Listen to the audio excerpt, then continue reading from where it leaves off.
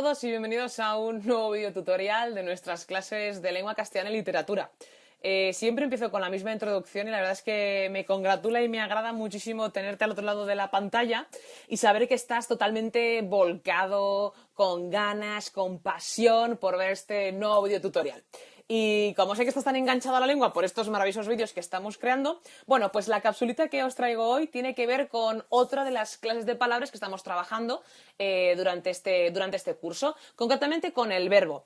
Os recuerdo y os digo que el verbo es fundamental para todo lo que vamos a trabajar posteriormente en sintaxis, por lo tanto tiene que quedar lo básico muy claro y bien asentado.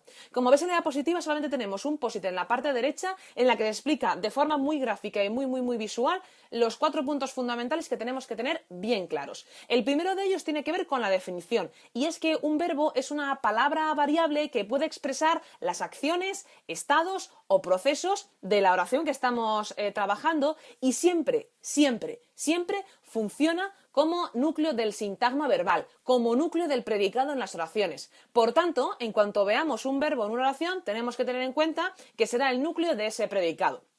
Esa es la definición que tenemos de verbo como palabra variable y es variable porque sufre una serie de cambios que son los que vamos a ver a continuación. En primer lugar, puede sufrir modificación o puede sufrir cambios en cuanto a la persona. Existen 3 personas gramaticales, 3 en singular y 3 en plural. Las 3 en singular son primera persona del singular, que sería yo, la segunda del singular, tú, tercera del singular, él o ella, y luego de plural, primera del plural, nosotros o nosotras, segunda del plural, vosotros y vosotras, y tercera del plural, ellos o ellas. Como veis, me aporta la persona gramatical y el número singular o plural. Una vez que tengo esto ya establecido, me voy a los tiempos verbales, que son 3. El pasado, el presente y el futuro.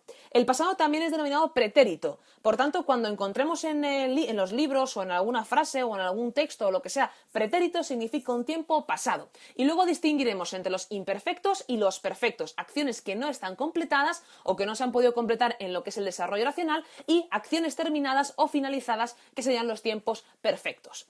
Y luego también por último tendríamos el modo verbal, que sería el modo indicativo, el modo subjuntivo y también os voy a añadir un tercero, aunque en esa diapositiva no aparece, que es el modo imperativo. El modo indicativo me expresa hechos o situaciones que han pasado en el pasado, en el presente o en el futuro, en cualquiera de los 3 tiempos. Luego tenemos el subjuntivo, que lo que busca o lo que provoca son acciones o posibilidades, deseos, pero cosas que no son reales, ¿de acuerdo? Y luego por último tendríamos el imperativo, que no tiene otro fin más que el orden y el mandato, y solo se establece en 2 personas, la segunda del singular y la segunda del plural. Come tú, comed vosotros. Son las 2 únicas formas con las que podemos trabajar en el imperativo. Y luego, por último, tenemos la voz del verbo. El verbo puede presentarse de 2 maneras. La forma más tradicional, la forma más habitual que vamos a ver es la voz activa, en la que el verbo genera o realiza esa acción. Como podéis ver en esta diapositiva, la voz activa en la oración María compró patatas, el verbo está en activa y quien hace la acción de comprar es María, ¿de acuerdo? Pero si me voy a la oración pasiva, y aquí me vais a disculpar porque va a desaparecer un minutito, en la voz pasiva el sujeto padece la acción. Si veis el ejemplo, unas patatas fueron compradas por María, las que sufren la acción de ser compradas son las patatas, porque quien sigue haciendo la acción de comprar es María. Como podéis ver, el verbo está formado por el verbo ser, fueron, y el participio del verbo principal, compradas. Todo verbo que se forme con el auxiliar, en este caso ser, más el participio del verbo principal, va a ser una estructura pasiva. Y lo que podremos ver también en una estructura pasiva es que tendremos el sujeto paciente, el que sufre la acción del verbo, el verbo en un formato pasivo, como digo, verbo ser más el participio del verbo principal, y luego tendremos un complemento agente que normalmente va a ir precedido de la preposición por, que es el sujeto de la oración en activa, en este caso, María. Como veis, el paso de voz activa a voz pasiva es muy sencillo, porque si en la oración activa yo tengo sujeto, verbo y complemento directo, ese complemento directo de la activa se convierte automáticamente en el sujeto paciente de la pasiva.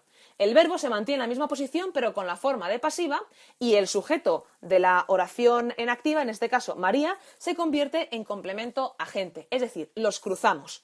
Ese sería el paso de voz activa a voz pasiva y lo tenemos que tener bastante en cuenta y con mucha agilidad para poder cambiar de pasiva a activa y viceversa. Lo último que os he puesto a mano izquierda es la conjugación de un verbo. Como veis, os he puesto en verde la raíz o la desinencia más clara del verbo, y luego, perdón, en rojo, no en verde, en rojo, las desinencias de cada una de esa conjugación de los verbos. Por tanto, en verde tendríamos la raíz de ese verbo, como veis siempre es la misma, y en rojo tendríamos la conjugación, las desinencias verbales de ese tiempo verbal de este verbo, que en este caso no es más que el presente del verbo comer. Con todo esto habríamos visto las propiedades del verbo, que recuerdo, es fundamental. Es una categoría, una clase de palabra variable que designa acciones, estados o procesos y que es el núcleo del sintagma verbal, que va a ser la palabra principal del predicado. Y luego hemos dicho que tiene las personas, el número, el tiempo, el modo y la voz. Estos elementos son fundamentales para poder entender los verbos. Si esto lo tenemos bien asentado, no tendremos ningún problema para poder avanzar y continuar con ellos. Espero de verdad que os haya servido, y si tenéis cualquier tipo de dudas sabéis que las podemos resolver en clase, pero no os quedéis con ella. Podéis ver este vídeo una y otra vez hasta que os quede clara. Y como digo, si no termina de quedaros claro, yo como siempre estaré disponible para poder resolver estas dudas. Pero por favor, poneos a echarle un vistazo, a trabajar, a ponerse, a involucrarse en el trabajo, porque realmente si esto lo tenemos bien asentado, lo demás irá rodado. Así que mucha suerte, chicos, que sois unos auténticos cracks. ¡Adiós!